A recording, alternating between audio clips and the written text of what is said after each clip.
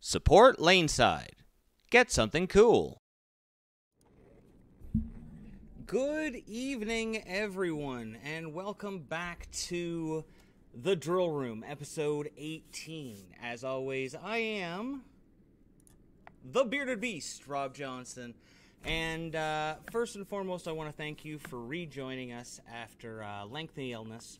I'm sorry I've been away for a couple of weeks. I know people will say, you don't have to apologize and so on and so forth. But I always like to apologize when I'm away. Unfortunately, super sick, but now feeling much better. I was dead once. Feeling much better now. So once again, thank you for joining us here on The Drill Room. This is the show driven by you, the bowler. Really about whatever you want. This is where we get together and we talk about the news from the week, new equipment coming out, new things going on in the industry, just about anything that you want to. So, we've got a little bit of a show planned, but really it's going to be a lot of going over questions and stuff for the last couple of weeks and talking to you, the viewer. So, before we jump into it, I want to remind you that if you want to get in contact with us, you can find us on any one of the social media platforms if you look up Laneside Reviews or hashtag TEAMLSR. You can also find me, the Bearded Beast, looking up the Bearded Beast Rob Johnson. We're on TikTok, Twitter, Twitch, Reddit. Don't forget to follow us on Reddit, where we put a copy of all of our episodes and we take a lot of our questions. You can go to lanesidereviews.com and that'll take you right to our Facebook. Or you can email us at lanesidereviews@live.com and ask us any other questions, or if you want a copy of something, we can send it directly to you. And now, on with the show! So, I'll give you kind of an overview of the things we're going to be talking about. I'm going to find my pen. Somehow I lost my pen. I don't know what. There it is. We've got a few things we're going to cover. We're going to start off with the PBA Playoffs. We are through the first round, so we're going to review how some of the matches went over. We're going to talk a little bit about who we're happy to see go through, some of our picks for the next round. Also, the best trolling ever by one of the players. Just a masterful trolling. We're going to talk more about the fallout from the storm balls, the 6 storm balls that were banned for USBC Open Championships and certain other events. This is the story that just will not die, so we're going to talk more about it.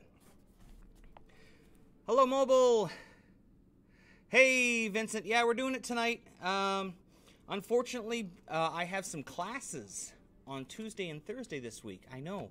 Weird, me going to school, but I am upgrading my coaching, continuing on with my learning so I can be the best coach that I can be for my national team and for you players out there.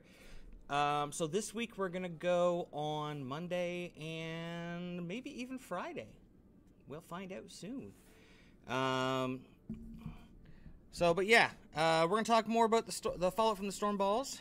We're going to talk a little bit about the Open Championships. Some pretty big scores coming out of it lately. We're going to talk a little bit about that. And we're going to talk about Brian Voss and his idea to fix bowling. This is going to be a fun one. And, of course, we're going to have some Pro Shop horror stories. We got 2 of them this week. And we're going to go to your questions from other videos as well as what you've got in the chat. So, let's get going. So let me see here. Oh, and a surprise at the end. A big old surprise at the end. So let's see here. Boop. Okay, so we're going to go over to the PBA website, and you can see good old Tommy Jones there. Now, over the last couple of weeks, we've had the PBA playoffs going on. Basically, a couple of rounds per day to get through the first few players, so we can separate the wheat from the chaff, and so on and so forth, and really kind of pare it down to the big matchups. So the first one we saw Bill O'Neill go over Belmo in a roll-off, a very surprising roll-off. Billy couldn't miss game 1. Belmo couldn't miss game 2. And then just some really weird hits for Belmo late. Cost him. And a really bad shot. But that sent him home. We had Kyle Troop going over Sean Rash with a pair of 266s. Couldn't happen to a nicer guy. That's all I'm going to say about that. We had Dom Barrett after his win at the major. He went over Packy Hanrahan in another roll-off. And roll-offs really seem to be a big part of this playoff. Barrett went over 59-38. Excuse me. Then we had a couple of blowout matches where we had Chris Prather over Brad Miller. Not that Brad didn't bowl well, he never seemed to get locked in, and any time that Shark Kent can circle the lane, he's going to be hard to beat. Then we had probably one of the more surprising ones. We had the Candyman, Sean Maldonado, taking out the odds-on favorite for Player of the Year this year, Anthony Simonson. And he shut him out 2-0.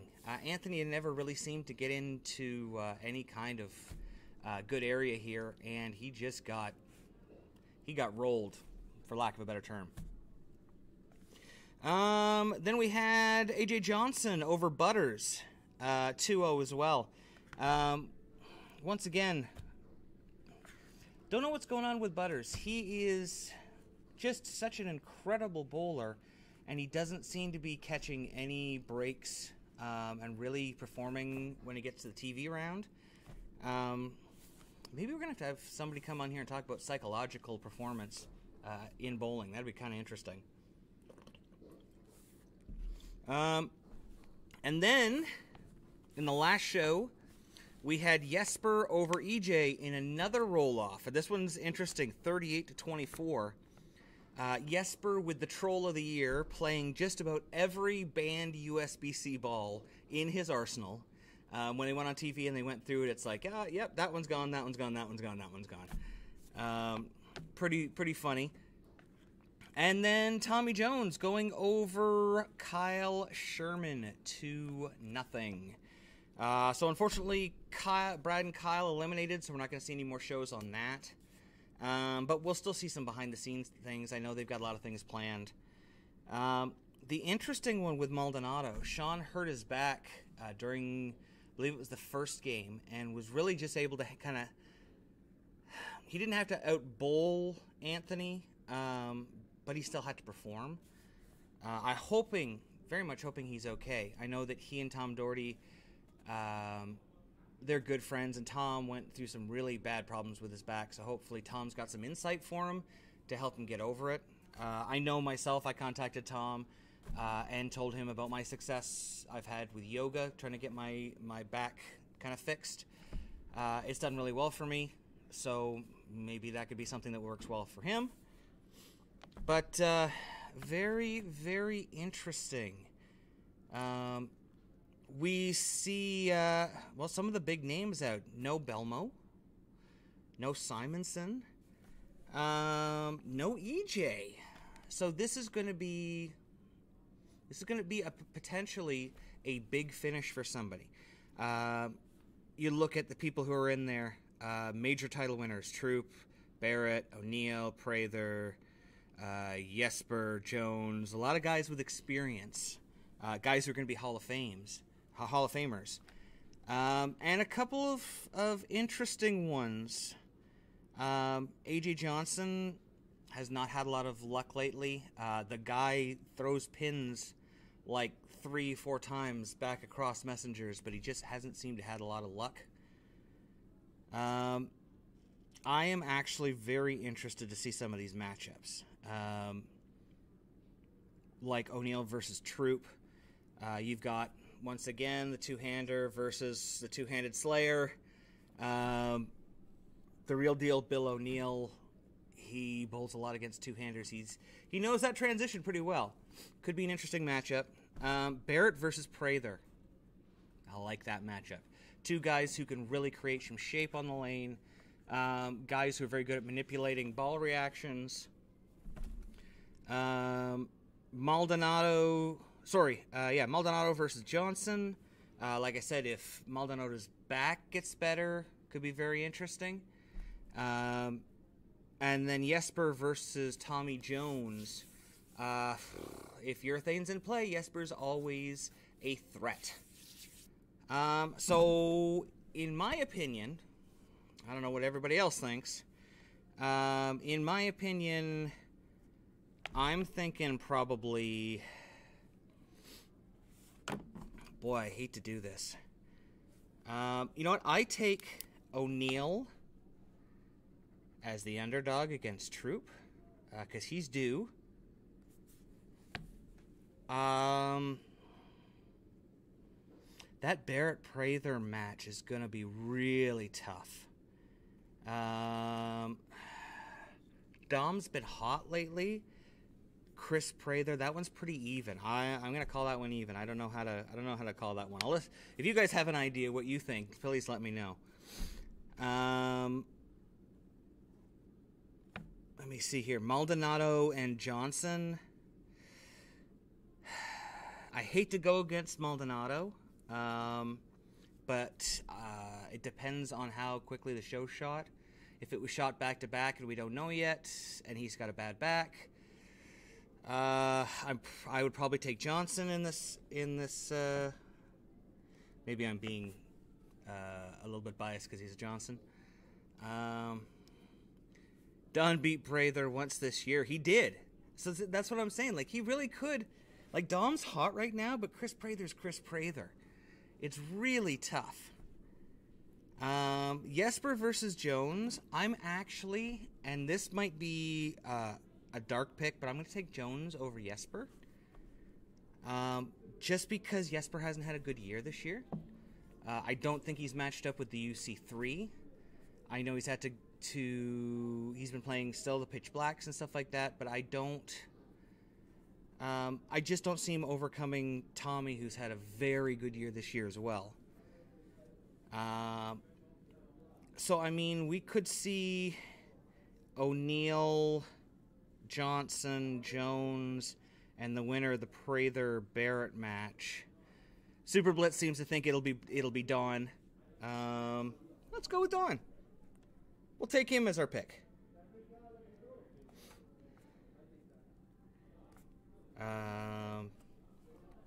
So we'll see. It'll be interesting. I got to be honest with you. I would love to see... I don't know when Jesper's contract is up, but I know Scoops and I talked about this.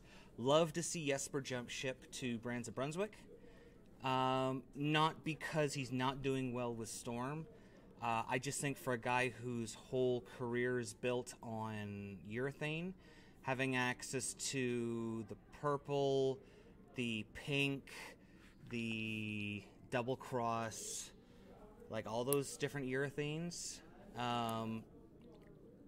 it could be really interesting for him. Having a true urethane asymmetrical rather than the UC3, which is kind of a hybrid urethane. It's not true urethane. It would give him a different look again, and it might be something that he needs right now. UC3 lane shines a lot quicker compared to other urethane. Yeah, actually, I've noticed that the Pink Widow played it. I wouldn't say I've played it a lot, but I've put 10, 15 games on it, and it has not started to shine up yet. So I've been pretty impressed with that. Knowing that urethane doesn't really shine too much, you'll still see a little bit of buildup. And the pink has been... I'm looking at it over there. The pink has been actually pretty good. I don't know. Does anybody disagree with my picks here? O'Neill, Barrett, AJ Johnson, and Jones going through the next round. Anybody have a different pick than that? I'll let you guys think about that for a second. While you're thinking about that, let's talk about the continued fallout from Storm bowling balls. So you can see right here. So when they made the agreement to take those balls out of play. Apparently, the USBC believes that part of the agreement was for them to discontinue sales of the affected products. I.e., even though technically they're legal, let's keep them from getting out there and being a problem. Let's stop selling them and everybody will be happy.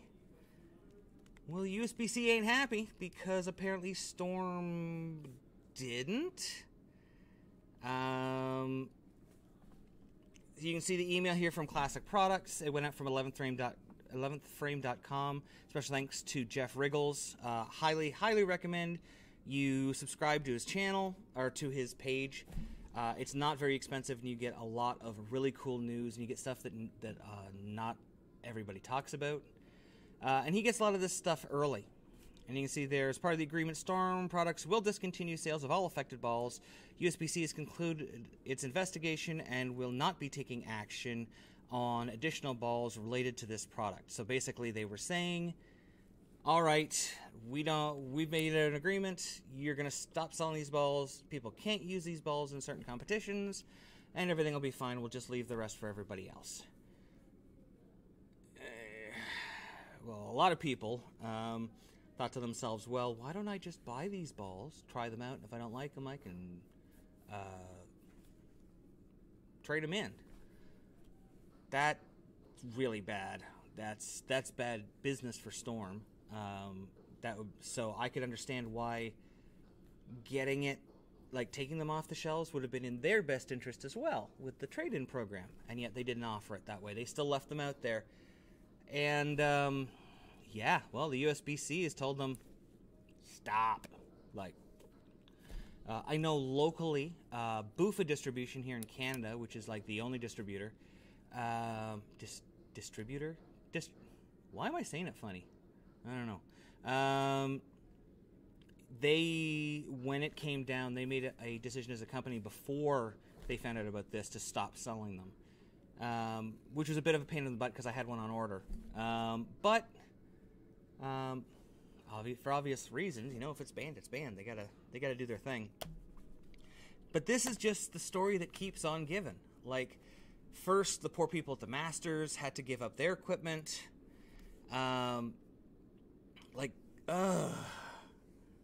Why? Why can't we all just get along? Why can't we all just bowl, you know?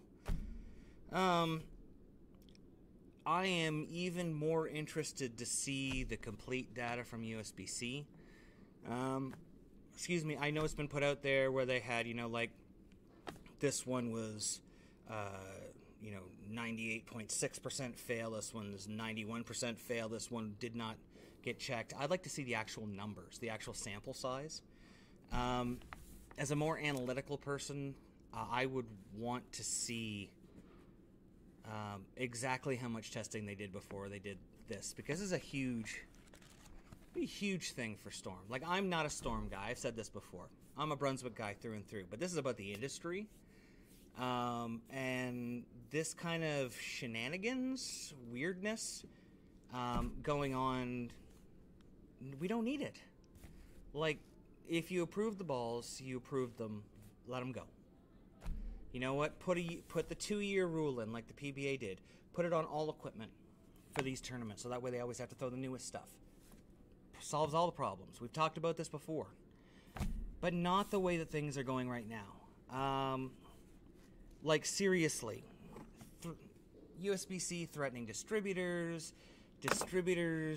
having to take care of customers getting caught in between with misinformation and all this stuff. It's just... it's actually irritating.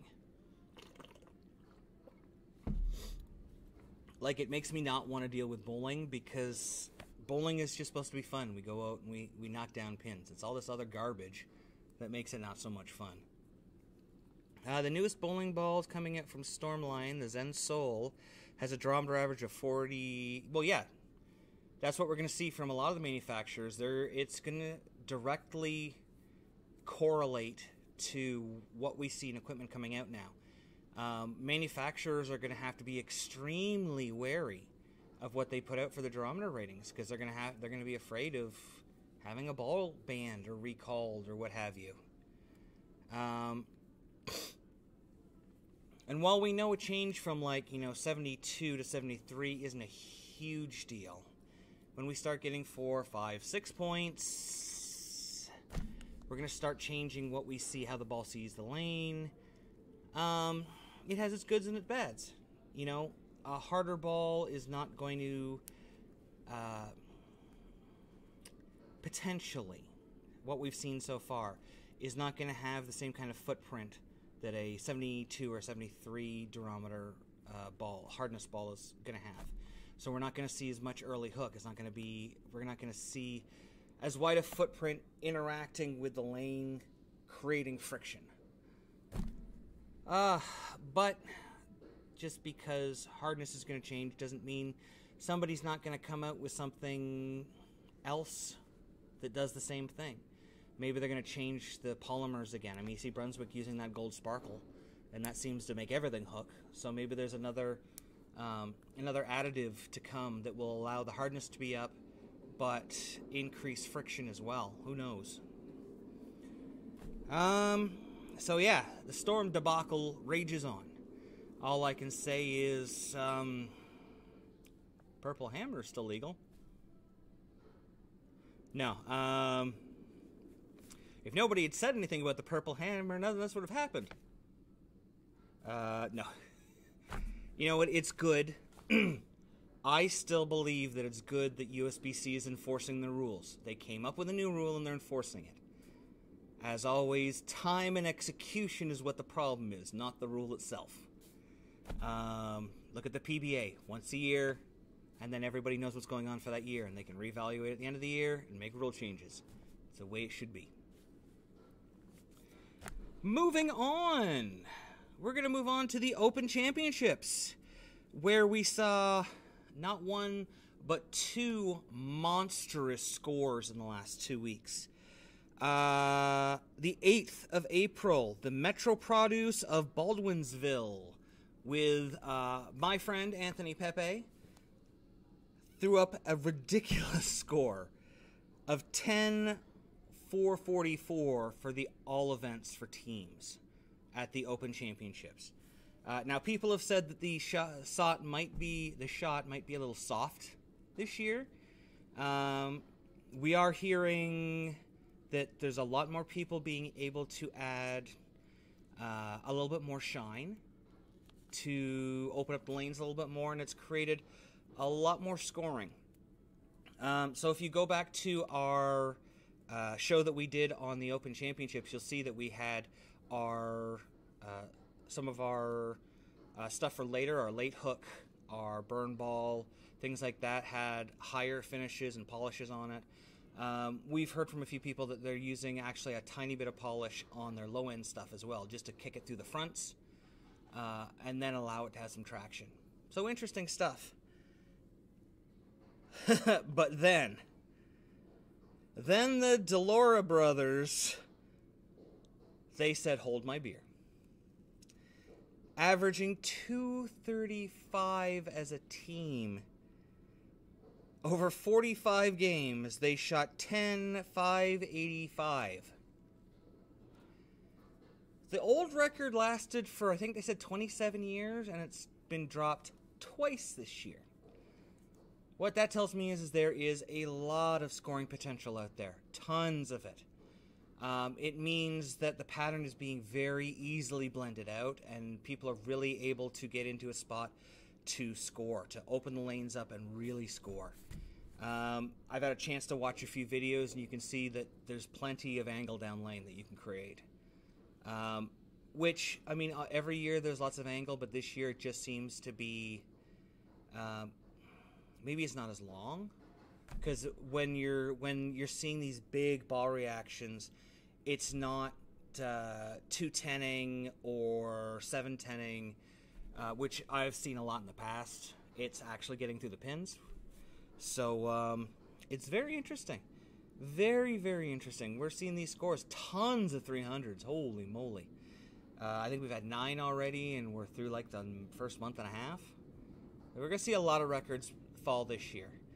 And I don't think I'm upset with that. I know a lot of people expect the pattern to be very low scoring and very challenging, which it still is very challenging. But seeing some big scores does excite people to come out and have a good time. Seeing some decent scores going on makes people hopeful. And after a couple of years of really being down in the industry, it's nice, you know. Some excitement is good for the Open Championships. It's good for the vendors. It's good for the pro shops. It's good for everybody. It's great for entries.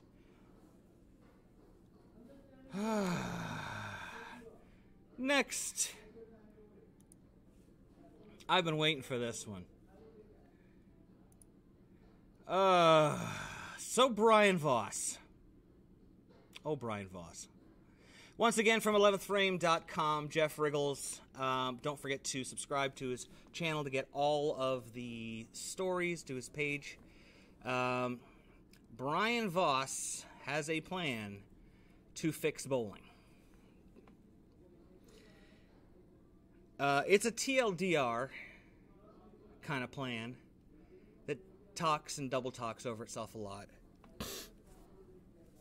But it boils down to pretty much the following points.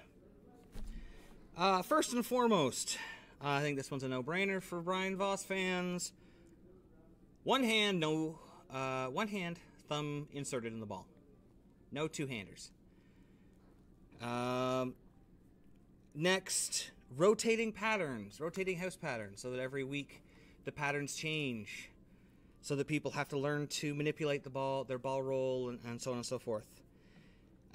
Plastic balls, visiballs basically, with pancake weight blocks in them. No more than 1/8 ounce dynamic weights, so finger, thumb, top side, yeah. And restricted to 3 balls at tournaments.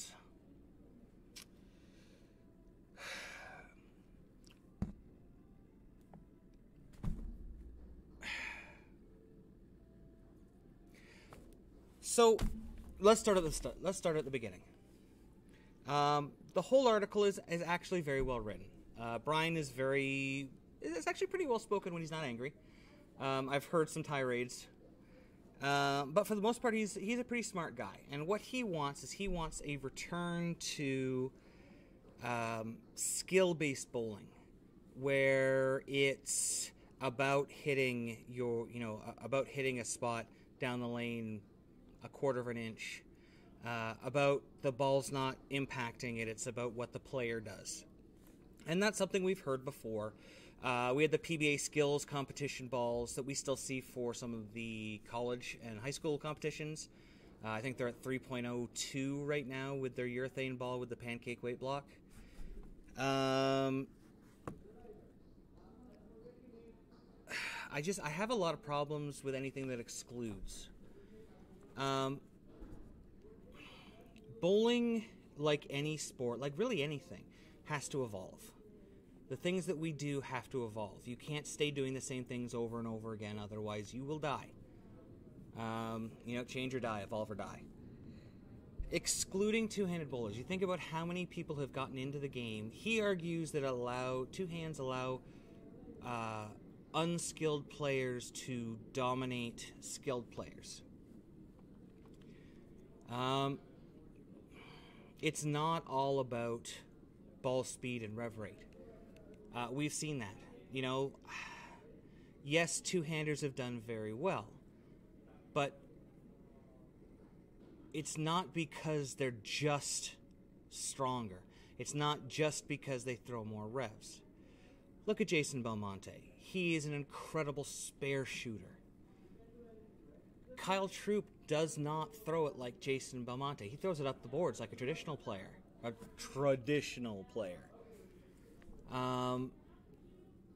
Sean Maldonado plays it pretty straight too. You get a guy like Chris Vi who can play it straight or can swing the lane. These guys are doing the same skills.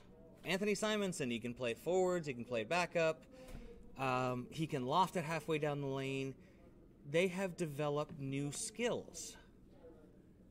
Those skills are allowing them to be better than some one-handed players. You can't tell me that you could walk up to EJ Tackett and tell everybody, hello! A two-handed player would walk up to EJ and say, I'm better than you. EJ Tackett's going to be like, okay, yeah, sure. I throw it harder than you, I have more rev rate than you, and I've got more titles than you. We're seeing a renaissance in bowling. We've seen it happen in baseball. We're getting different training methods. We're getting stronger bowlers. We're getting smarter bowlers. We're getting bowlers who are getting the benefit of real scientific information now. And they are being developed in a way that takes advantage of their individual uniqueness. Something I talk about all the time. It's one of my favorite subjects. Every bowler is unique. What they do is very different. And we say that if you can work in the best qualities of the best players in the world, the things that they do commonly, if you can work those into your uniqueness, you can learn to throw the ball better. Not by changing your uniqueness, but by finding ways to better maximize it. So we talk about things about where your explosion point is, where your timing is, swing path. You can throw the ball, you can throw it like Brandon Novak and have the whole chicken wing thing going. But if you watch his arm swing, he gets to a certain swing spot every time, relaxes his arm and lets it swing through. Because those are the commonalities that allow champions to win. Brian Voss says that the two-handers don't have skills. He says that all they do is just throw it right and strike.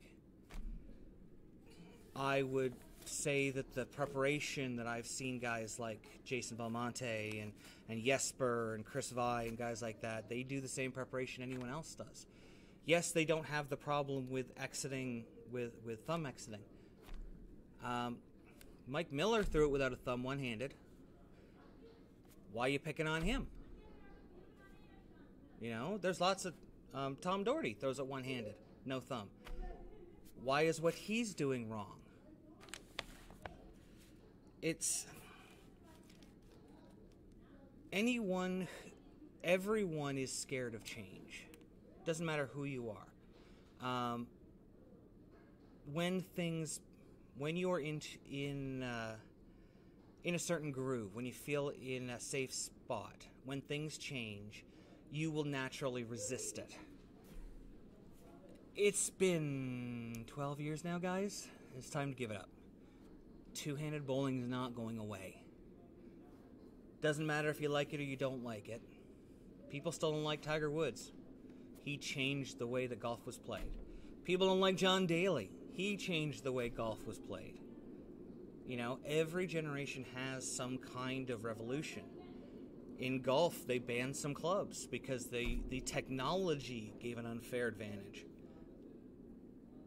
You don't see them banning players. You don't see them banning players because they have a funky or different swing in golf. You don't see them banning Curtis Joseph or Felix Potvin playing hockey because they had a butterfly style, because it was a much different style. You didn't see Mark McGuire, okay? Mark McGuire had that weird elbow up thing. You didn't see them saying, you can't do that just because you're hitting home runs all the time. No. Of course, there was some other stuff going on there, but we're not going to talk about that. Vladdy on the Jays. You don't see them saying you can't have braids. You can't have your dreads. Don't tell people they can't do stuff. The sport's going to change. There's no stopping it. Every sport changes. Every sport evolves. So I can't agree with this one-handed thumb in change. Rotating patterns? I'm actually for that. I think every house should have different house patterns, and they should change all the time. I think that, but I think that should be voted on by leagues. The houses should have multiple patterns available, and if a league wants to have multiple patterns in it, then I think it should always be available. I think that anything that any league that's considered higher than open recreational but not a sport league should have some kind of revolving pattern. It helps bowlers have a stepping stone from open bowling, slightly better, sport bowling, professional bowling. It just gives them a stepping stone. It makes the gap of entry a lot smaller. Thank God thank God for Crocs. Yes, that oh my goodness. Should lefties be standardized patterns? I think 20 years ago, but league bowlers shot it down. Yeah, I know they had the what was it, the red, white, and blue patterns and the collegiate patterns, and they tried to have the recreation versus sport versus stuff. I think it was not every center has the ability to. They don't have oil machines that can do it properly, so I understand that. But doesn't that also give a little bit of specialness in the sport? You know, so when you go to a bigger tournament, you see different things. So you know, this house does some stuff, and then when I want to go to the next level, I have to travel to this house, and they'll do some stuff. I don't know. That's myself personally. I come from a background. I did a lot of stuff for a game called Magic the Gathering, where we had like Friday Night Magic, which is like the barest entry line. That's like your open league, your fun league. And then you go up a little bit, and then up a little bit, and then regionals, and then Grand Prix, and then professional, so that you have a little bit of a chance to work your way all the way up. It also lent itself to a more robust professional player base, where you could have professional players at the top, and then professional like Grand Prix players who were not quite professionals, good enough to be there. So like our old, the old Megabucks kind of thing. Yes, MTG.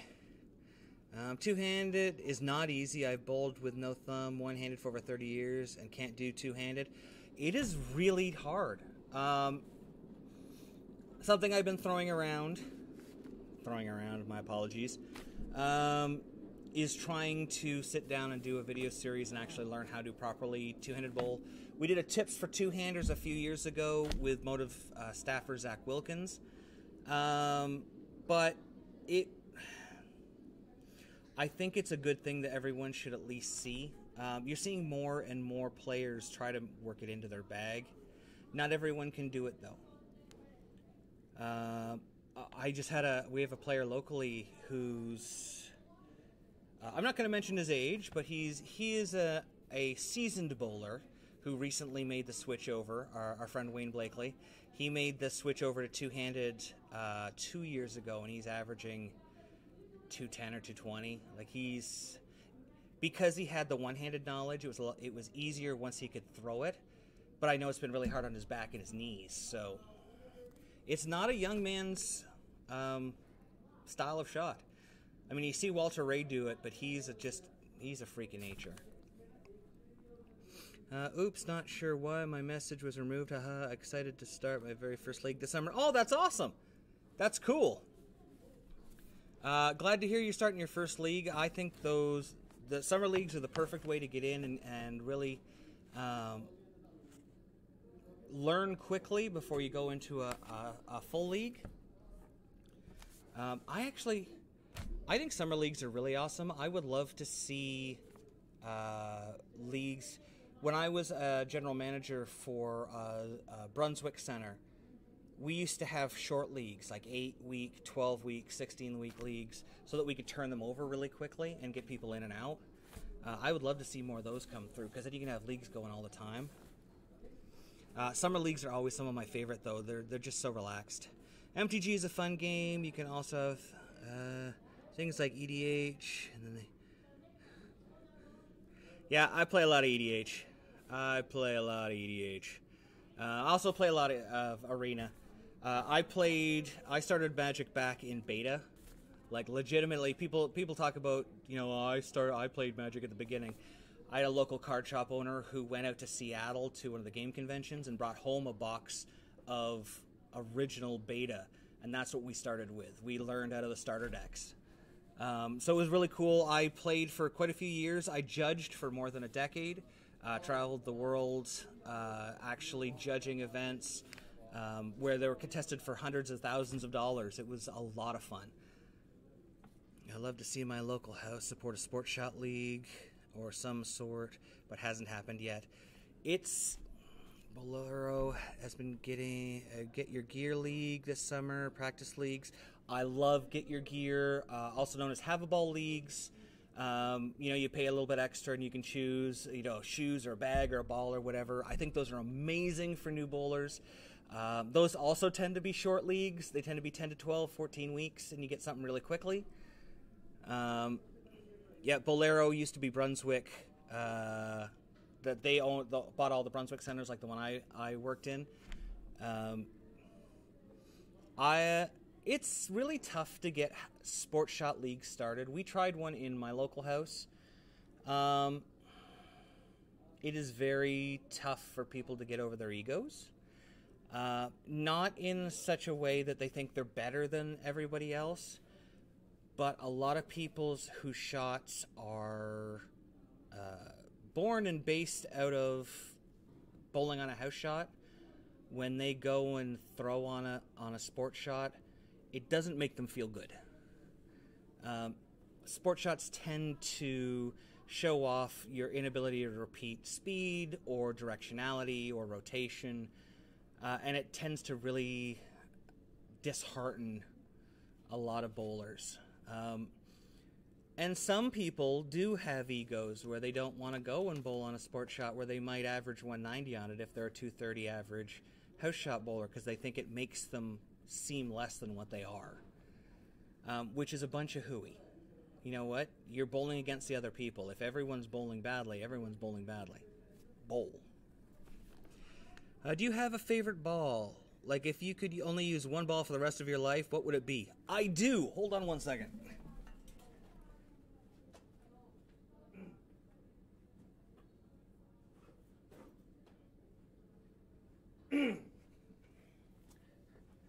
I have a ball.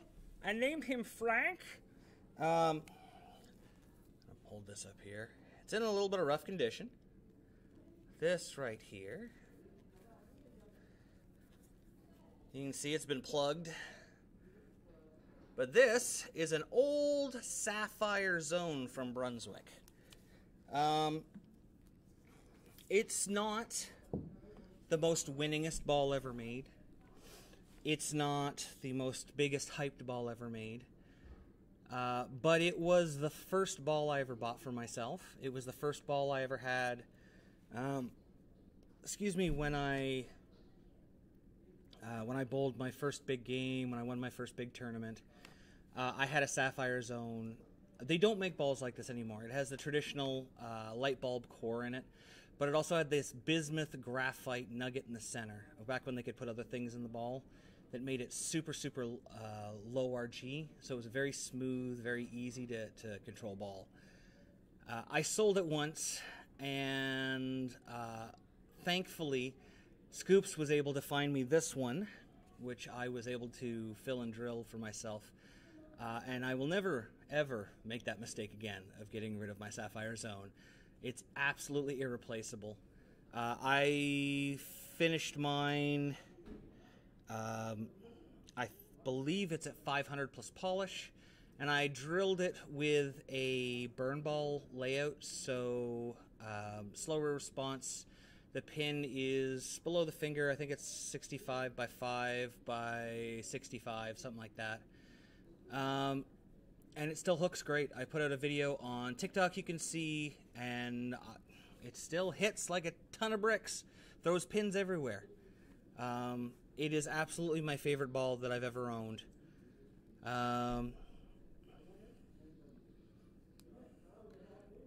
Dead Palmers grew up bowling in the house with flat oil machine and hand sprayed. Yeah, that's the way to learn, hand sprayed. What are your thoughts on the UC2, especially for two-handers with lower speed? I'll be honest. Let me see if I can bring it up here. Auto grip, UC2, bowling ball.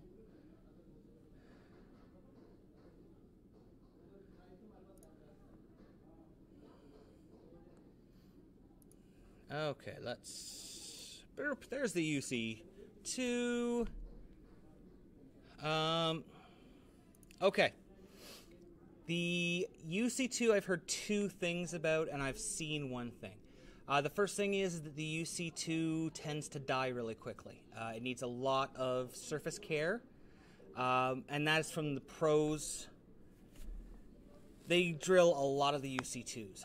They seem to like the UC2 because it's very, very strong response down lane, but they seem to need a lot of care for the surface. For lower speed bowlers, it is a very fast response ball. I have a friend Brad who is rev dominant, like myself, but he has even lower speed than I do. Probably has a little bit more rev than I do too, actually. He throws this ball when he really has to get it down lane and needs it to snap, because this thing will hook down lane a lot. So, I mean, it's a pretty strong ball. 052, it's a fairly strong differential. 011, it's on the more continuous side of things.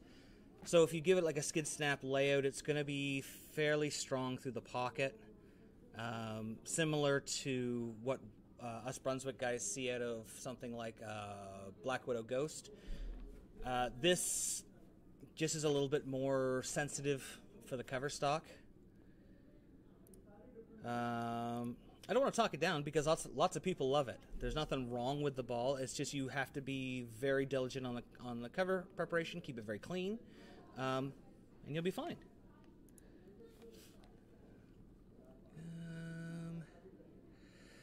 If you have lower speed as a two-hander, I would definitely, if you want to control the lane, definitely be looking at urethane.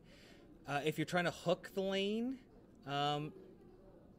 don't forget about things, especially if you've got drier lanes. Don't forget about things like the Hammer Raw Pearl, the Storm High Road, stuff that's a higher RG that's going to get, it's not going to spin up quite as easily, which means it's going to get down lane a little bit more before it reacts. So it's going to have a little bit more pop down lane, especially when they're dry or they're a little bit spotty. The ball's going to get down lane without reacting too quickly and still have a lot of energy at the break point. First, Super Blitz. First reactive ball I ever owned was an Ebonite Fire. Nice. Wow. Yeah, the first one I ever had was my Sapphire. Then I went and bought myself a Synergy from Track. Then I bought an Outrage from Columbia 300, and then I got my Helix. So I've had some interesting ones over the years. I've always loved my Radical Squatch Pearl and plan to use it until it falls apart. Absolutely. Great ball. Great ball. 100%. I got my first ball the other day, Omni Hybrid. Good choice. Good choice. Really enjoy it so far. Still getting to know it. It's actually a very good ball. Medium differential. It's got some hook to it, but it's not going to be like too strong. That's a really great ball to learn with. So good choice at it. The ball has, I think, the sharpest back end. Yeah, I would agree with that. Zen Master, Pitch Black, and a UC3. Yeah, you need something in between there. I might look at something like a Phase 2. You don't really have a benchmark ball in there, even though you have the Pitch Black. The Pitch Black is a little bit kind of on the lower end of benchmark. If you went to a Phase 2, that would be on the higher end of benchmark. It would give you a little bit of clearance in between. Or you could go with something Pearl because you've got a lot of solids there. I'm trying to think. I think the UC3 would be too much ball in between there, though. I really do. Even if you went with a regular Zen, because it's not going to have as much surface as a Zen Master, I just think it'd be too much. I think the UC2 would be too much ball. First new in box reactive was a Piranha C. Scoops has one of those. We actually just got an original Cuda C. And I think we have 2 of them, and we're going to plug them and maybe do a retro review on them. Would a Phase 2 then High Road Pearl work? Yes. If you're a Storm guy, that's going to give you a great arsenal. That's going to cover all the bases for you. Absolutely. So as for the rest of the Brian Voss stuff, I'm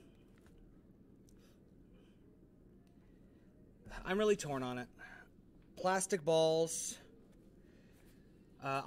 We've seen them do plastic ball tournaments. They put lots of surface on them. They're able to shoot 250. I don't think giving them plastic balls is going to make them that much of a difference. In fact, if anything, I think it's going to give an unfair advantage to those who can create a higher rev rate. One-handed rather than two-handed. 1/8 ounce weights. Static weights, finger thumbs, so on and so forth. If it's plastic, it's not going to make a difference anyway, so. And restricted to 3 balls. Put surface on everything, whatever. I just can't agree with this. I don't think it addresses any of the issues in bowling. I don't think. Giving them plastic is just going to make it easier for the power players to win.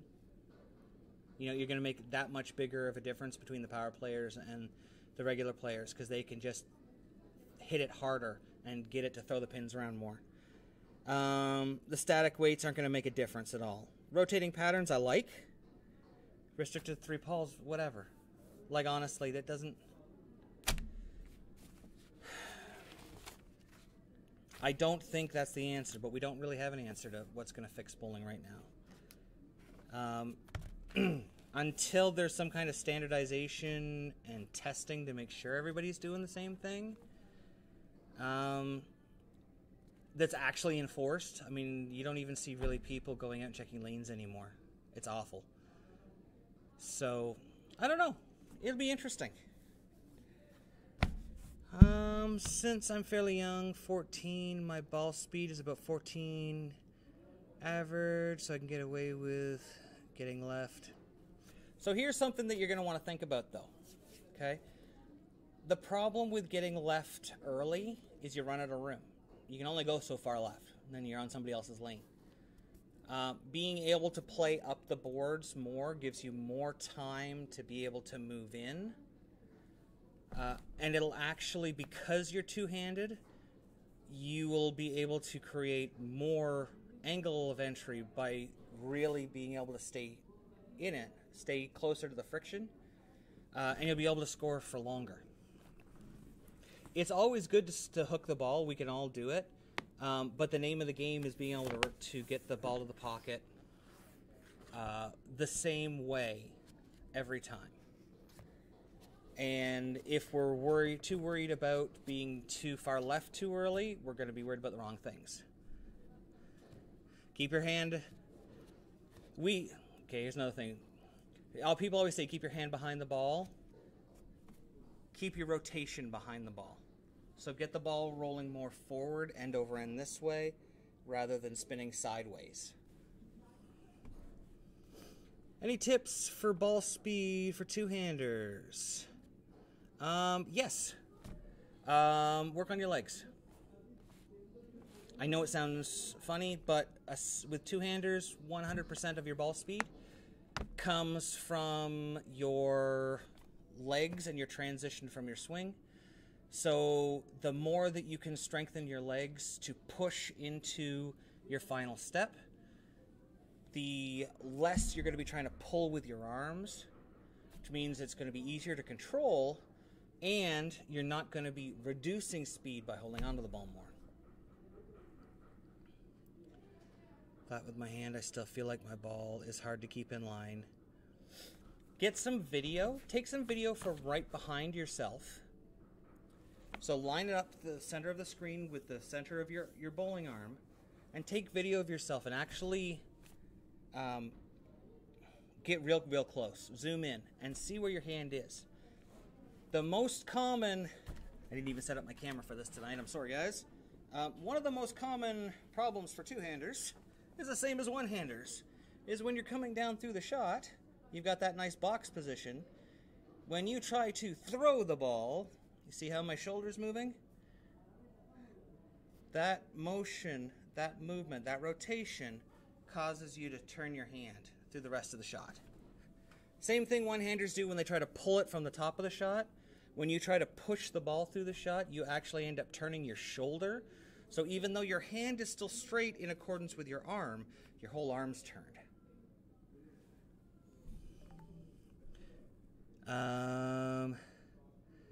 The most your arms do is control your ball. The most your ball should do is keep it from hitting you.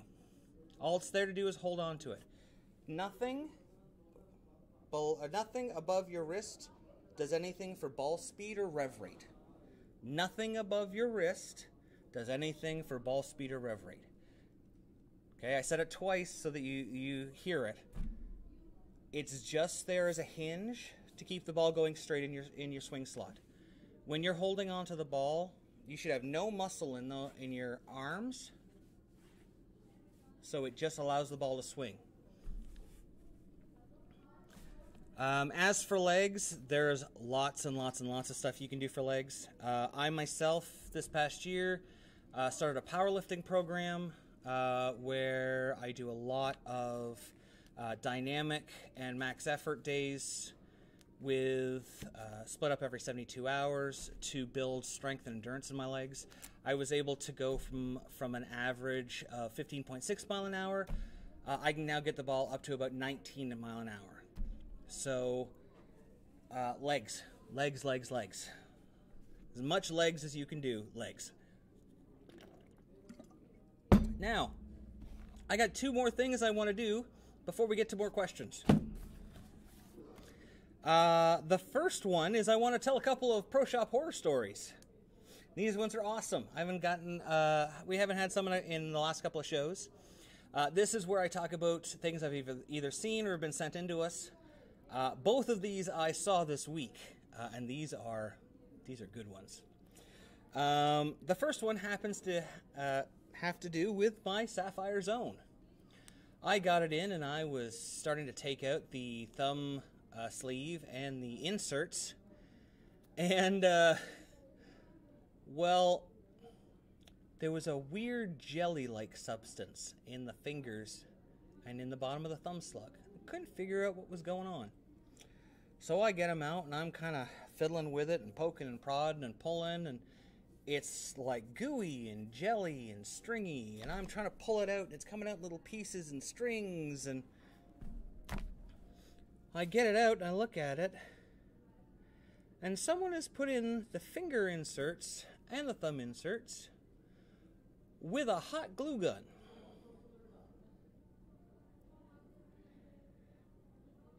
Yeah, hot glue gun. An hour later, I was able to get it all out of just the fingers. The thumb I just drilled out around the thumb. Just drilled it all out. No point fighting it with it. For the record, hot glue, not an approved glue for your bowling ball. Yeah, first time I ever seen it too. Hello! It's me, Tetris. Nice to see you. Philith. It's a good motivation. You should always work out your arms. When you're doing a workout, a lot of people think, oh, I'll just work out my arms. Oh, I'll just work out my back. Oh, I'll just work out my legs. You can't spot train. The way I train is I do 1 day upper body, the next day lower body as max effort. Then I take a day off, and then I do upper body, then lower body on separate days for dynamic. So 1 day I'm doing maximum efforts, so like 1 rep maxes, 3 rep maxes. The other day I'm doing for speed. So box jumps or speed pulls or speed bench presses for explosive power. When you train your body for GPP or general physical performance, you're just going to get a better result in general. I lost 100 pounds. Got into probably the best shape of my life. Even though I've been sick over the last 6 weeks, I still have only put on like 10 pounds back on. And my bowling has gotten significantly better. Significantly. Made it much easier to throw the ball. So what I may have to do is do a show on physical fitness and show you guys what I do. Just so you can have an idea. It's stuff you can do at home, or it's stuff you can do when you're at your own personal gym.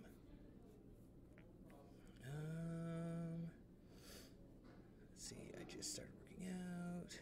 I broke the 200 barrier on Saturday. Congratulations, that's awesome. Question, should I stick with my Galaxy 300 or get a new ball? If you like your Galaxy 300, stay with it. Whatever you want. It's a little easier to make a suggestion to people for equipment when you know a little bit more about them. If you know, like, your ball speed, rotation, things like that. But you know what? If you like your Galaxy 300, go with it. Congratulations on breaking your 200. That's a really awesome, an awesome thing. I'm just doing a bit for every muscle. That's a good idea. A lot of people forget when you are working out, they just jump in whole hog and try to do the most they can the very first time. Myself personally, when I got into my powerlifting program, I'd been doing some Diamond Dallas Page DDP yoga, DDPY. I'd been doing it for probably about 12 weeks, just working on my flexibility. Flexibility is another really, really good thing for bowling. The more flexible you are, not only the lower you can get and the more leverage you can create, but the easier it is to not get injured. Yeah, absolutely, it would make a great spare ball.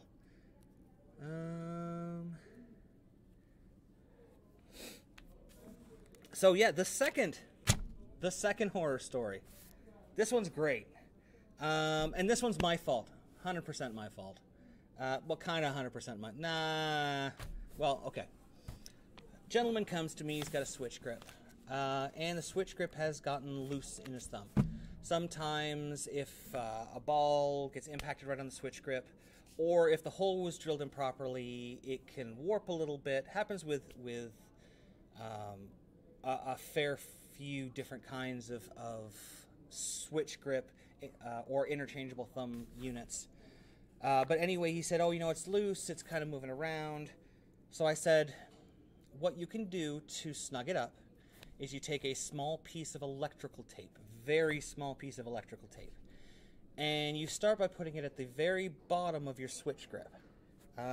So let me see here. I'm just going to grab a switch grip real quick so I can show you. Talk amongst yourselves. Don't make fun of me. Okay. So you get yourself a switch grip like this, and you can put a very small piece of black tape right at the bottom. And then you put it into the hole without forcing it, and you try to put it in. And if it goes in and still chatters it around, you move the tape a little bit farther up. And you try it again, a little bit farther up, until it's snug, but you can still turn it in the ball. Unfortunately, I think there was something that was lost in translation, as the gentleman used thumb tape, the thick fabric thumb tape, which is about 10 times as thick as the plastic tape, or the electrical tape. So when he stuffed it in and hammered it and hammered it and hammered it and hammered it and hammered it, it got stuck. So this is what's left of his switch grip.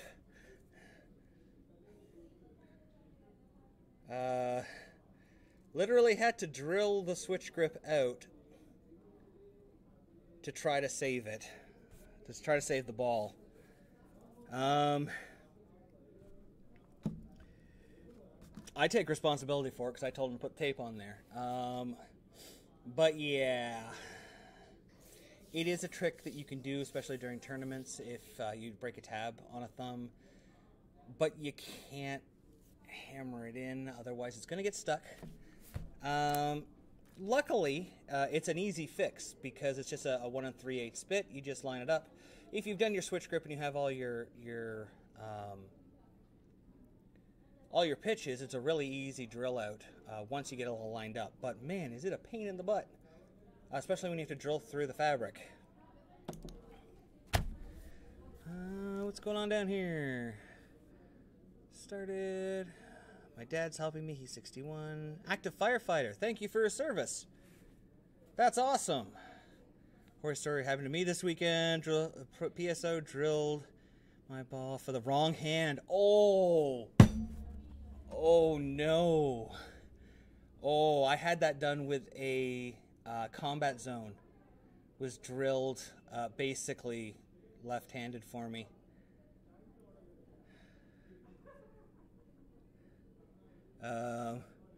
I have no idea what you put. I've got an auto thing on there, so it probably just censored your thing.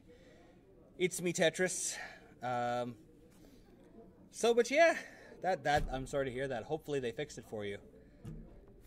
So before we go to all of our questions online for last week, I made you guys a promise on the last episode. Since people didn't pick up their prize, I guess I gotta give it away again. And for those of you who don't remember, we have an autographed Parker Bohn III poster to give away. So what I've done here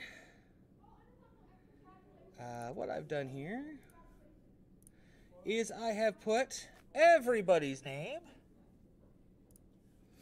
onto our list here, all of our subscribers. We're gonna shuffle them and shuffle them and shuffle them. All right, you guys ready for a spin? Let's find out who wins. Round and round she goes. Where she stops, nobody knows.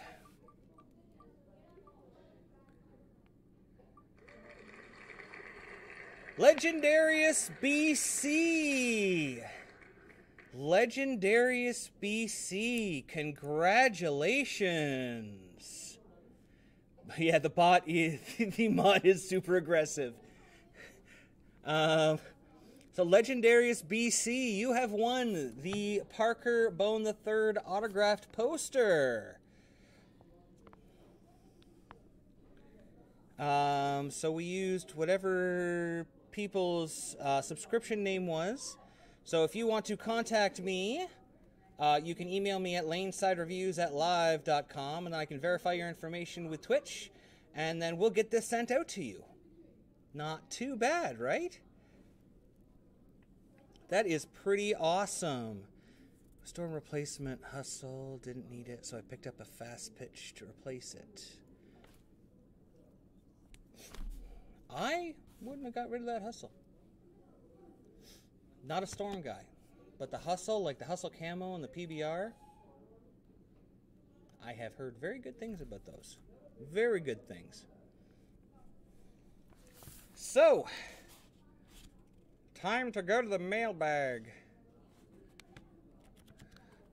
It's Dad's friend who bowled and met EJ. Oh, nice. That's awesome. Congratulations.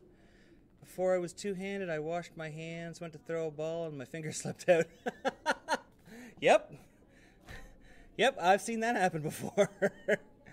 We had a two-hander who got his fingers caught in the ball, so he went to let go of it, and his hand went out, and the ball was still on it, and he pulled his hand back to get it off. Kind of the opposite of what happened to you there. So let's go to... Let's check out what interesting comments we had from the last week, and then we'll wrap things up.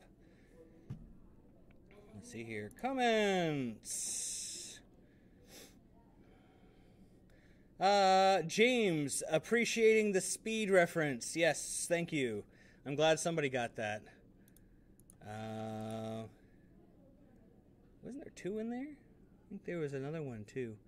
Love the video. Haven't wondered about those left-handers. Yeah, I know. Gary Coleman still sticking with his Dick Weber 5-star. Whatever works for your brother or sister. Lots of good, lots of best wishes for me while I was sick. I very much appreciate that, guys and girls, athletes. Very much appreciate it that you guys, you all took the time to say something nice. Do you think that we have to worry about more Storm products getting banned? I don't think so. Corbin asked that if I think more products are going to get banned. I think USBC is probably not going to ban anything for the rest of the year. Maybe out of being scared. I don't think that they could afford to really tick off another manufacturer. Without the manufacturer supporting them, that's a lot of money that they would lose for tours and stuff. So, get well, get better, prayers, hang in there. Thank you. I was sick. I don't know. I dodged COVID for 2 years, took off my mask, and got the norovirus, that stomach virus it's going through. Let me tell you, if I can teach anybody anything, wash your hands. Good Lord. I lost 20 pounds in a week. You get dehydrated in a hurry. Butch, thanks again for another great video talking about the 3 offset video. You guys are my favorite reviewers, and I appreciate all the time and effort that we put into our reviews. Well, thank you. I appreciate you watching it very much. We put a lot of work into these. Well, we all put a lot of work into these. There's lots of hours, so I really appreciate it when people notice. Cowboy65 talking about our conspiracy. In every review I've seen on this ball, it looks like the surface didn't match up to the ball Boulder Lane. We said that too. We think that the cover preparation on it is a little too specific, I think. All of us seem to like it better once we could change the surface on it, once we threw it out of the box. I see no problem with it taking it to like 1,000 or 2,000. It really responds a lot. So we just didn't like 500 plus compound or 500 plus polish. Just didn't look good. How about we buy up all the urethane and have an auction and invite Scoops? That's funny, Joshua.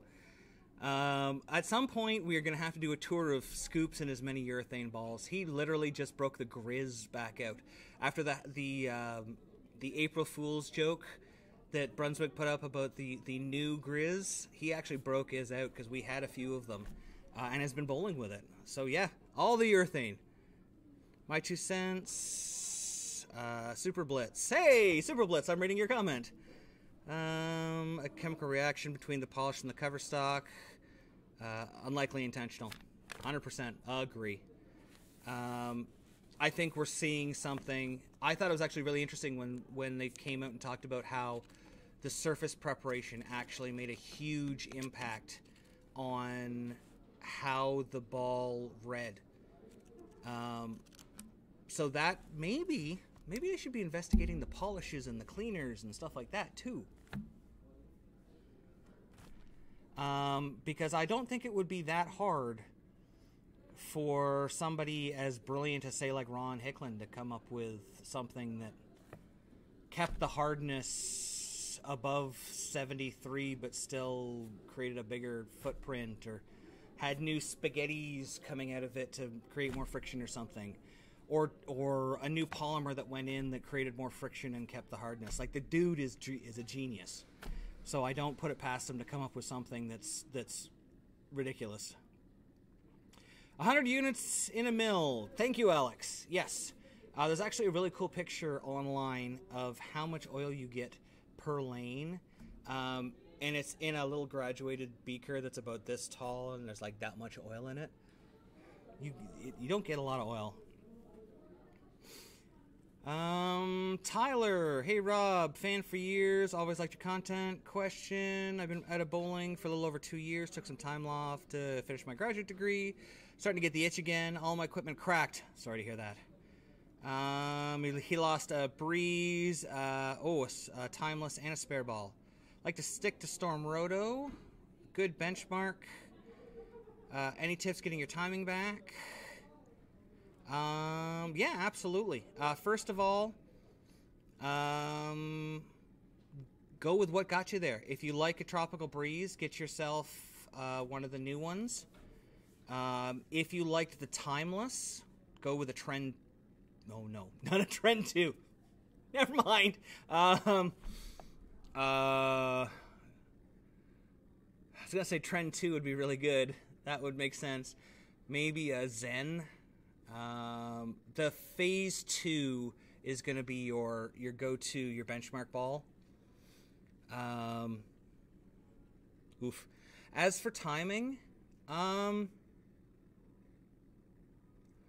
when I'm off the lanes for a lot of time, I do drills. I start at the foul line, do a 0-step, 1-step.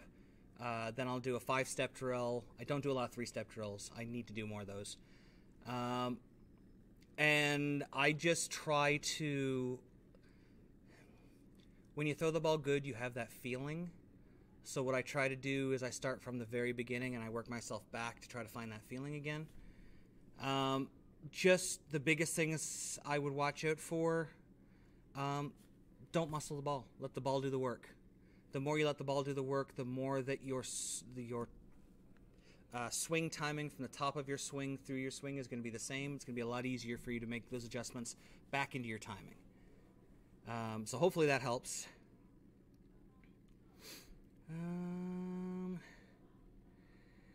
lot of people talking about the storm stuff.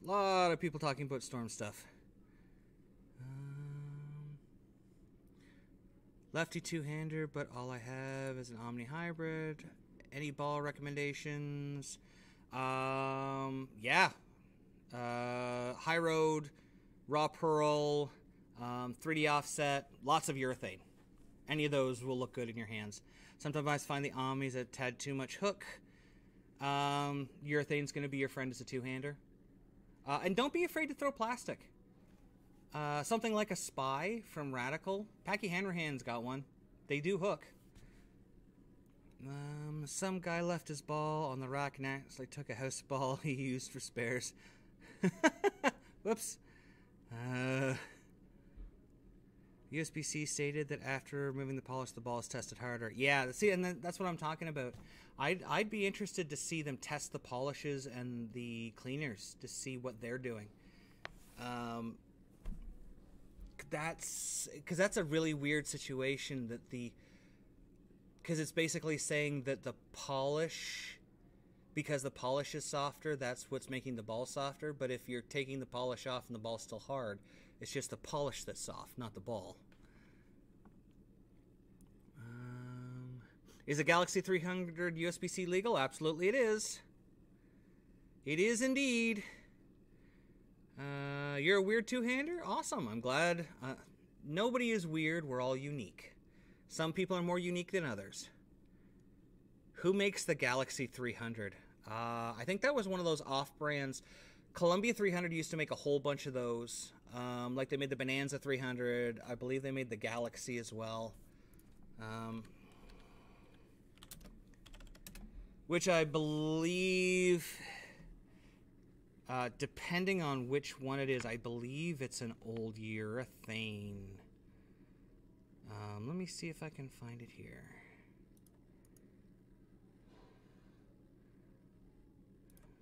Let's see if we can find out some information about it.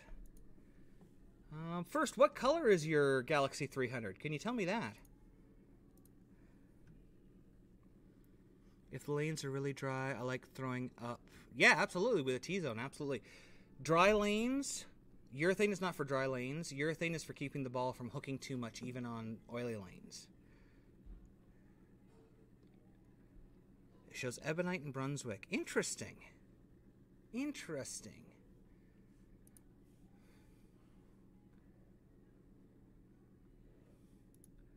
because there's also...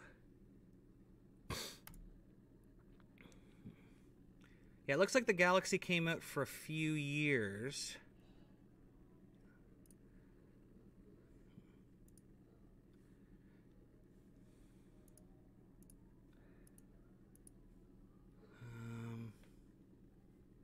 Yeah, there's an Ebonite one. There's a Brunswick one.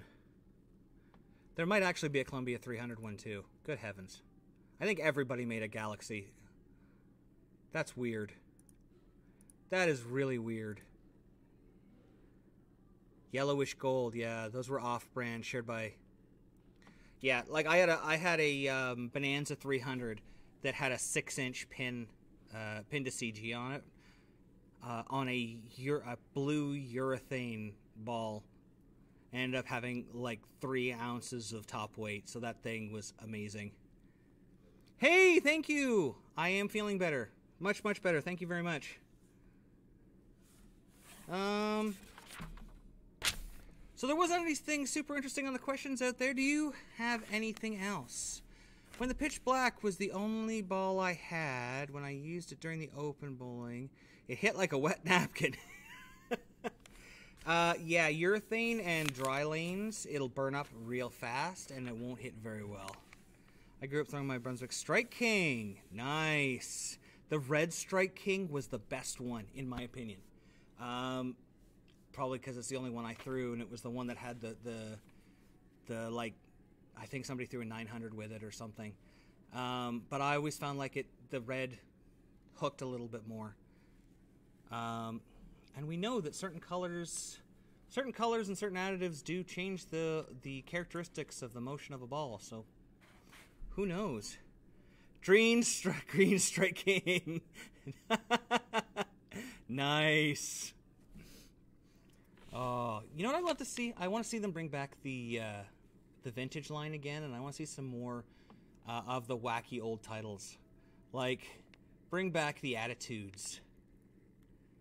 I don't have one of those. It was great. I've been making my younger sibling throw it. Nice. Nice. It's always good when people share equipment.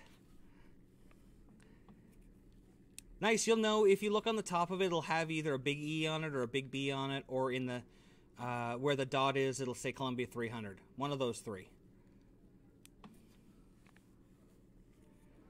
So I really like really like the red one. I didn't get to throw any of the other ones. The Red Strike King. It just goes to show, just because a ball is quote-unquote entry line doesn't mean it's not a good ball. It just means it is some of the older technology that's already been paid for over the last couple of years, and they're rolling it out to their regular line. So just like if you look at it like the what is it? The Rhinos that are currently out there have basically the power coil cover stock from years ago on them. After I got my Phase 2 in High Road Pearl, I want a ball above my Zen Master. Not the Reality, it got banned. But the Proton Physics, my national players seem to really like the Proton Physics. Just the whole physics line, they seem to really like those. So I don't see anything wrong with that at all. If you want something really angular, the UC2, we talked about that earlier from Storm. That's really strong hooking. I myself personally like the Ghost, the Hammer Black Widow Ghost. It's a very, very symmetrical... Oh, so the alternate reality was banned. Okay, sorry. Then yeah, the reality would be good. So we're just all over the place tonight. This is great. Lots of people talking, lots of people having fun here. That's all I had for this week. I'm just having fun talking with all of you. It is really nice to be back and not throwing up or anything else all over the place. I never... It's not the sickest I've ever been, but I definitely would not want to be that sick ever again. Wouldn't wish it on anybody.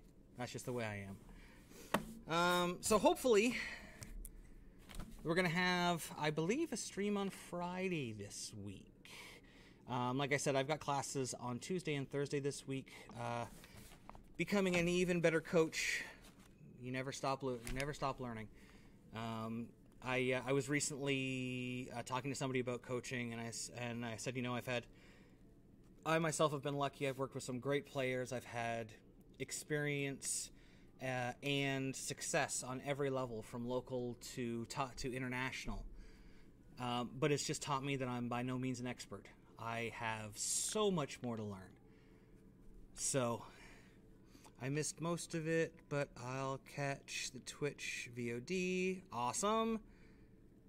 If you're not a Storm guy, then what kind of guy are you? I'm a Brunswick guy. That's what I throw. I'm on staff with Brunswick. I've always been very open and honest about it. I've been very lucky that Brunswick affords me the ability to look at other equipment, talk about other equipment, and be very open and honest about it because of the show. But when it comes to stuff that I throw, I have, even before I was on Brunswick staff, I've thrown Brunswick since, I guess, since I was 14. I've had chances to throw other stuff. Like I said, I bought an Outrage from Columbia 300 before they were with Brunswick. I tried my Synergy. I even threw an 800 with an IQ Fusion from Storm. But I find that for my game, Brunswick has always matched up really well. So that's what I prefer. Now, if you're not on staff, I've always told people this: make the most of every brand. Every brand has its own characteristics. Storm tends to have balls that are cleaner and more responsive down lane. Brunswick tends to have stuff that is earlier and smoother. So if you're putting together an arsenal, you might have, if you're not signed to anybody, you might have a Storm ball in, say, your ball up position or your late hook position, but you may have Brunswick family stuff in your benchmark ball and your urethanes. Now, there are some brands that go outside that, like Radical. Radical, I find, is kind of a cross between Storm and Brunswick. Even though they're kind of part of the Brunswick family, the Radical stuff has a much more motion down lane. It's a much more skid flippy in a lot of their stuff. So for me, I don't need other brands.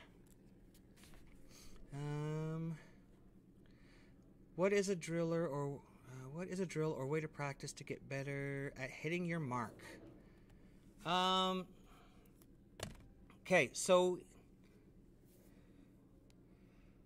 that's a loaded question, because what it sounds like is happening is that you might be having problems hitting your mark because of your swing slot and your swing path, and that is the path at which your arm is coming through the shot. Okay? If we get behind our back too much or away from us, the ball is going to be hard to control. What a lot of people do, we talked about this earlier, when you try to throw it hard, you see how my shoulder turns and my elbow comes out? That will cause you to throw around your mark. By letting the ball just fall, and this is something that you can practice for a drill. I'm going to move my chair here. I really should have put up my other camera. I should have known. One thing that you can actually practice is grab your ball that you're going to bowl with and practice just swinging it. Don't try to get it really high. Just practice swinging it without using your arms to pull through it. Because when you're bowling two-handed anyway, you don't want to pull. You don't want to be pulling with your arm and your shoulder. Let it drop through.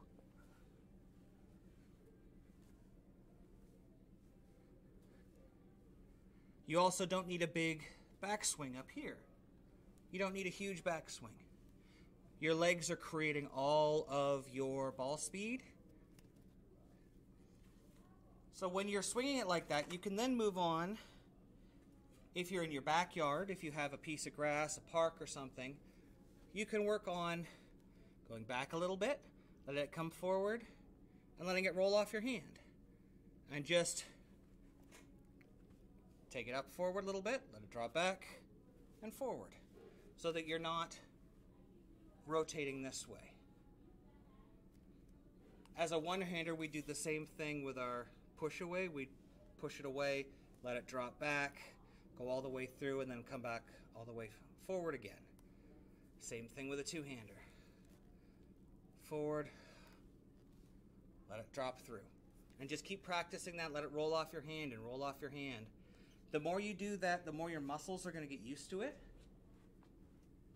The more it's going to become a very easy action. And that repetition, by doing it outside or somewhere other than the bowling lanes, is going to allow you to practice more and more and more without waiting for the ball to come back. So you can actually, build your strength and your skill at the same time, but do it faster. Well, now I feel stupid. Now that I look, I see some store products. Yeah, there's a phase 2 up here, right over here. Yeah, you know, it's tough because a lot of people think, it's actually something I learned on tour. A lot of people think when you're a staffer, you're supposed to talk down about other people's equipment. You're supposed to be, oh no, their stuff's terrible, blah, blah, blah. When I went out on tour, all the pros talk to each other. All the coaches help each players. You see a Brunswick coach. I've seen Chuck talk to a Storm guy and give him some advice when he was out on tour. It's friendly. Equipment, we're really tribalized for equipment. I'm a Storm guy. I'm a Brunswick guy. I'm a bowling guy.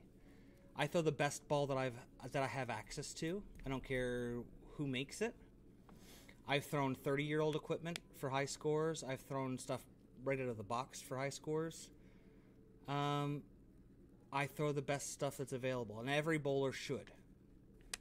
If you're signed to a brand, you have a little bit more limited pool of what you can draw from, but you still want to throw the best thing you can throw. Yeah, that's it. Let's see here. Yeah, it's a pro shop. I'm going bowling tomorrow. I'll have someone record me. Awesome, yeah. And if you want, go to our Facebook. You can post stuff up if you've got permission. I know you're 14, so get permission from your parents. If you want to post stuff up, we can always take a look at it and let you know what's going on. We always love to help. It's why we're here. Get Your Gear League, I mentioned earlier, has 9 balls, and pick 2 from... We had one of those, I think the second year I was with Brunswick Zone. Tell you how old I am. You had your choice of a original Inferno, or I think the Raging Inferno with ours. We only had a choice of like 2 balls, 2 pairs of shoes, stuff like that. Actually, I think it's a green screen now. It might be. It might just be a green screen. Fatal Venom, Pride, Medusa, Polaris, Quantum Evo. Yeah, that's a good mix. That's a good mix. Lots of symmetricals and asymmetricals. Lots of different shapes. Nice arsenal there, Super Blitz. Best Brunswick house shot. Everybody has their own. Everybody kind of programs their own. In our old videos, if you look at our old videos from a couple of years ago, we used to use a house shot specifically designed by Mo Pinnell, which is supposed to be a quote-unquote easy house shot, but everyone complained that it was either too easy or not easy enough. So, I think probably the best house shot I've ever bowled on is mine. I don't know. I'm here in California bowling, and that's all I hear. How terrible their stuff is. We reviewed California Bowling stuff when they were doing it as Lane Master and Lordfield. I haven't heard anything bad about it. We reviewed some of the stuff. Scoops and Old Guy Wayne had some of their stuff in their bag for quite a while. It's just a different company. I've actually, if you look at some of their shapes, they're common shapes that we saw a few years ago. So I don't think they're bad. I just think they're different. I'm not a fan of their distribution where they don't really sell to pro shops. You have to be a staffer and then they sell directly that way. But each company their own. Original Inferno was the best, absolutely. It's on my top 10 all-time balls. Not my arsenal, just the list of balls from Get Your... Oh, that's the list of balls from the program? Wow! That's an amazing list for the Get Your Gear. Holy crap. Those are some high-end balls. Nice, that's a good program. Even with my high rev rate, is it feasible to play up the track? Yeah, absolutely. Absolutely. Look at Jesper Svensson. Look at Kyle Troop. Both guys who have high rev rates who play up the track. It's all about directionality at your release, how you're able to get out of it. It's very common for two-handers because two-handers try to throw the ball with their arms. Like I said, the wrist comes around, so we get a lot of side rotation, so the ball becomes very, very sensitive to over-under. As soon as it sees friction, it'll jump on you. And it's something it's actually very fixable. It's a very common problem, and once you get it figured out how to fix it, you become a very dangerous bowler. And I say that for one-handers or two-handers. Anyone who can learn to manipulate their roll to be able to forward roll it or side roll it basically is just that much better than every other bowler. They have more tools. So this has been really fun. I have very much enjoyed this. Thank you all for being back. I'm going to give a last call for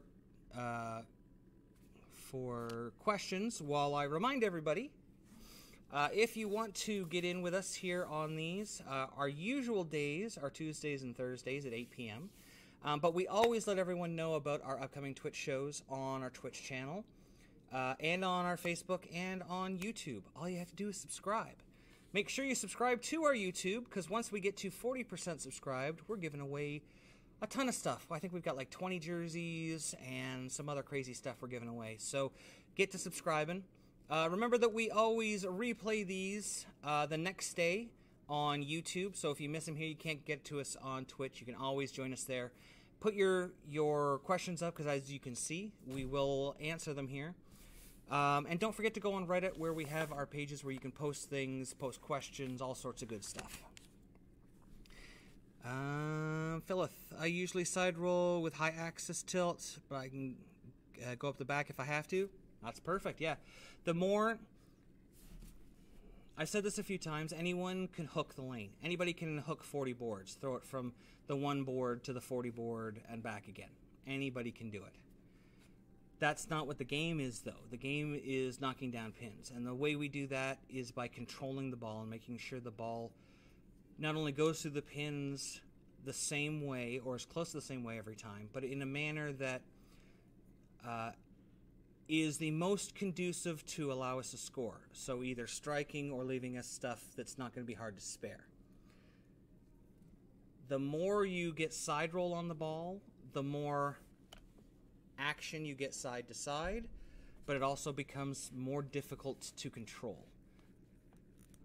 When you play the lane what we call front to back, so looking at where the ball hooks down the lane, not how much it hooks, it becomes a lot easier for you to, and this is very advanced. I don't want you to get too overwhelmed. But the more that you can be able to keep the ball in front of you and keep the ball in a scoreable way where you don't have to worry too much about splits, the better you're going to do. I just got on your Twitch from your YouTube. Oh, awesome, great. Bonus always going to be your benchmark ball for these videos? I think so. I really wanted the Intel to be in there forever, but they're very hard to find. The bonus, when we tested it, the bonus was within a few inches distance-wise hooking, but the exact same amount of hook and almost identical shape as the IQ Tour Solid. So we felt like that each major manufacturer had a ball that was very similar to the bonus, so it would be the best one to base everything off of. When I was helping Ron Hickland and the CTD guys get their reviews up, originally all their stuff was going to be based on the IQ Tour. So it's a similar thing. You got to have something. You have to choose something that you can base it off of. And since the motion is kind of universal across all the brands, it was the good pick for us. Till they find a better benchmark ball than the bonus, since the bonus has been discontinued. Yeah, it makes me upset that it's been discontinued. I'll be honest, I like the bonus better than the Payback. The Payback, because it's a pearl, has a little bit more versatility potential to it. But I really like the smoothness of the bonus. I don't need to get the ball to... I don't need the versatility out of it because I have other pieces that I can use for it. I like the pitch black because it's so smooth. Yep. It's weird that sometimes my UC3 feels sharper. And that'll happen based on the amount of oil on the lane. A ball that has too much friction will actually hook less than a ball with less friction. So the Zen Master has a lot of surface on it, so sometimes it can use all of its energy in the front of the lane before you'd see it from your UC3. So yeah, that's awesome. I love all these questions. Please keep them coming. You can post them to, like I said, our YouTube. Send them to our Facebook. Put them on our Reddit. Keep them coming. I love these. The more questions you ask, the more it gives me an idea of what you want to find out from these shows. We don't have a real good idea of what we're going to do on next week's show, or on Friday's show. We're waiting for the new stuff to come in, the 3 new balls from the Brunswick brands.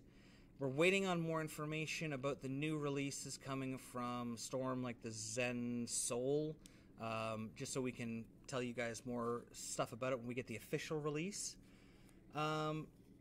So send in your information, and maybe we can find out some interesting... We can do a show just of questions.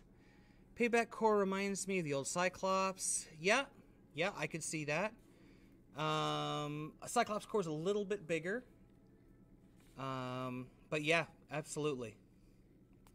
So alright guys, girls, athletes, and all. We've been on for, wow, an hour and 44 minutes. That's amazing. So like I said, we're going to be back here, looks like on Friday. Keep those questions coming, send them in, and we're going to have some fun. But until next time, guys, remember to follow us on Facebook, all the socials, so on and so forth. Remember to keep your ball on the lane, knock down pins, and we'll see you guys next time. Thanks for watching. Don't forget to like and subscribe and turn on notifications so you never miss a show. So until next time, guys, we'll see you laneside.